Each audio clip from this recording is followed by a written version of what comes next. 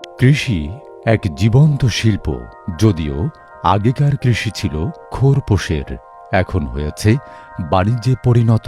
যোগ হয়েছে উচ্চ ফলনশীল জাত এবং উন্নত প্রযুক্তি। তা ব্যবহারে ফসলের উৎপাদন বেড়েছে কয়েক গুণ। ফলে কৃষকরাও লাভবান হচ্ছেন বেশ।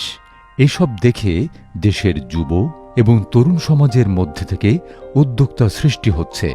তবে তরুণদের উদ্বুদ্ধকরণে এমন ফসল বেছে নিতে হবে যার বাজার মূল্য অধিক।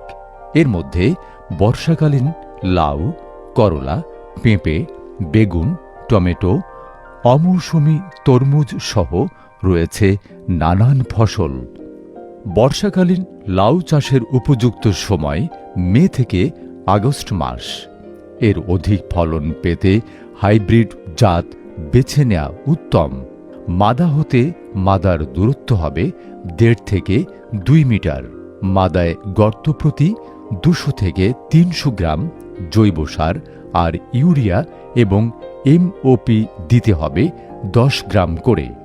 টিএসপি দিতে হবে ১৫ গ্রাম। পরবর্তীতে রোপণের ১৫ থেকে ২০ দিন পর প্রথমবার, ৩০ হতে ৩৫ দিন পর দ্বিতীয়বার এবং ৪৫ থেকে ৫০ দিন পর তৃতীয়বার ১০ গ্রাম করে ইউরিয়া এবং ৫ গ্রাম করে দিতে হবে এমওপি সার। সময়মতো যত্ন নিলে জাত ভেদে হেক্টর প্রতি ফলন হবে ২০ থেকে ৩০ টন। ৪৫ হতে ৫০ দিনের মধ্যে বাজারজাত করা সম্ভব।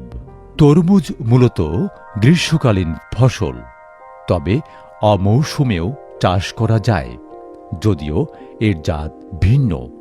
এগুলোর মধ্যে বাংলাদেশ কৃষি গবেষণা ইনস্টিটিউট উদ্ভাবিত বাড়ি তরমুজ ১ এবং বাড়ি তরমুজ ২, কানিয়া, black baby, golden glamour, Karishma, Sonia, Asian ২ sweet dragon, dragon king অন্যতম।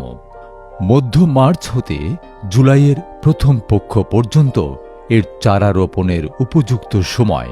তবে মূল জমিতে লাগানোর আগে চারা তৈরি করে নিতে হবে। মাদা হতে মাদার দূরত্ব ২.৫ থেকে ৩ ফুট। অমৌসুমী তরমুজের জন্যে মাচার ব্যবস্থা রাখতে হয়। ফল আকারে বড় হতে শুরু করলে নেট দিয়ে বেঁধে দিতে হবে। সুষম সার ব্যবহার এবং সময়মতো যত্নার্তি করলে জাত ভেদে হেক্টর প্রতি ৪৫ থেকে ৬০ টন ফলন পাওয়া সম্ভব।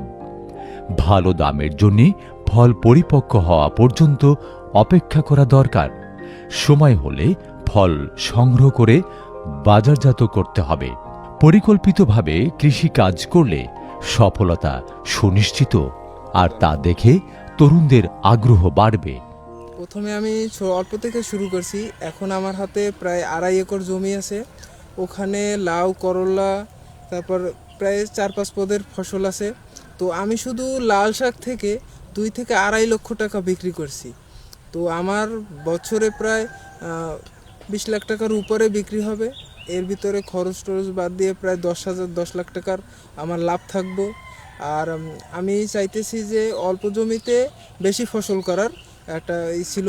তো আমি দেশের আমার তরুণ যুব সমাজকে আহ্বান জানাইতেছি যে তারা যেন চাকরির পিছনে না ঘুরে অল্প জমি দিয়ে কৃষিকাজের উপর করে কাজ শুরু করে, দেশ পারিবারিক চাহিদা পূরণ করে আপনার বাজারে যে বিক্রয় হবে তাতে একটা পরিবারের সচ্ছলতা চলে আসবে। এক সময় দেখা যাবে যে আপনি একটা ভালো পজিশনে চলে গেছেন এই কৃষির উপরে। কৃষিকে লাভজনক পেশায় পরিণত করা যায়, সেসব বিষয়ে নতুনদের হাতে কলমে শেখাতে হবে। এজন্য দরকার অভিজ্ঞ কৃষকের অনুসরণ। এখানে কৃষিকাজ করি ১৫-২০ বছর যাবতই করি। এবছর আমি লাল শাক থেকে শুরু করে লাউ, করলা, পেঁপে, বেগুন, তারপর তরমুজ এই শুরু করি লাগাইতেছি। এবছর লাল শাক বেচছি ২ লক্ষ টাকার। লাউ, করলা বেচা শুরু করছি, তাও ১.৫ লাখ টাকার মতো বিক্রি করছি। আমার পেঁপে আছে ৩০০ গাছ। এই ৩০০ গাছে পেঁপে আইবে, বেগুন আইবে এক বছরে আমার বাৎসরিক মানে এক বছর আমি বেচা কিনে করলে 20 লাখ টাকার মতো বিক্রি করব, তাতে আমার 8-9 লাখ টাকার মতো খরচ হবে, বাকিটাই আমার লাভ, 10-12 লাখ টাকা আমার থাকবে। এবং আমি এই কাজ করিয়া আমার পরিবার, আমার ফ্যামিলি খুবই ধন্য, স্বাবলম্বী এবং সুন্দরভাবে আছি। আমার দেখা দেখি আরও যদি এইটা কেউ করে, তারাও যারা করছে তারাও স্বাবলম্বী হয়েছে, আর যারা করতে আইতেছে তারাও স্বাবলম্বী হইবে। আমার ঘরে মাছ আছে, 2.5 একর সম্পত্তি, এই 2.5 একরের মধ্যে আমি এই কাজগুলো করছি। আর সামনে আমার তরমুজ বিক্রি হবে, বেগুন বিক্রি হবে, করল্লা আছে, সব মিলেই ছিলাইয়া এই আমার বাৎসরিক আয় হইবে 10 থেকে 12 লাখ টাকা। প্রতিকূল পরিবেশেও চাষাবাদ অসম্ভব নয়, শুধু দরকার কৌশল এবং ধৈর্য। এসব বিষয়ে পরামর্শ দেওয়ার জন্য কৃষি বিভাগ পাশেই আছে। আমাদের একজন উদ্যোক্তা কৃষক, নাম লিটু সর্দার। উনি ওনার বাড়ির আশেপাশের যে পরিত্যক্ত জমি ছিল, পরিত্যক্ত বলছি এই সেন্সে এগুলো অনেক নিচু ছিল, যেখানে আমন মৌসুমও আমন করা কঠিন। আমাদের বরিশাল জেলার যে ল্যান্ড টাইপের প্যাটার্ন, সেই অনুযায়ী ওনার এখানে আমন করাও অনেক চ্যালেঞ্জিং ছিল। পরবর্তীতে উনি ওনার ফ্যামিলির আর্থসামাজিক অবস্থার উন্নয়নের জন্য উনি আমাদের কৃষি অফিসে আসে এবং আরও অনেক বছর থেকে উনি আমাদের সাথে কানেক্টেড।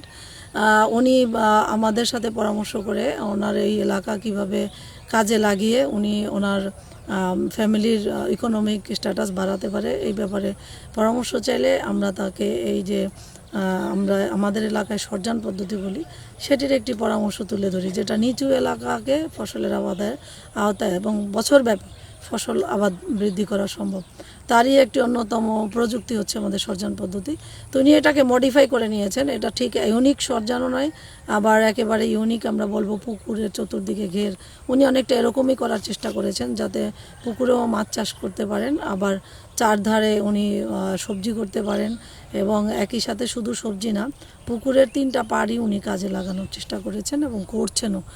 আমাদের তরুণ সমাজের ভাবনার ভিতরে আমরা যেটা সবসময় বলি যে জব ক্রিয়েটর হওয়ার ক্ষেত্রে, তো এক্ষেত্রে যদি কোনো তরুণরা উদ্যোগী হয়ে এগিয়ে আসে এবং তারা কি ধরনের কাজ করতে পারে সেটা যদি আমাদের সাথে পরামর্শ করে, আমরা অবশ্যই আমাদের প্রযুক্তিগত যে পরামর্শ আছে সেটি তাদেরকে প্রদান করব, এবং তারা আগ্রহী হলে বিভিন্ন ধরনের স্টেক হোল্ডার লিঙ্কেজ আছে, আমরা সেটা করিয়ে দেওয়ার চেষ্টা করব, যাতে বেকার তরুণরা তাদেরকে ইনোভেটিভ কাজে আত্মনিয়োগ করতে পারে এবং সেখানে যেন আরও অনেকের কর্মসংস্থানের সুযোগ সৃষ্টি হয়।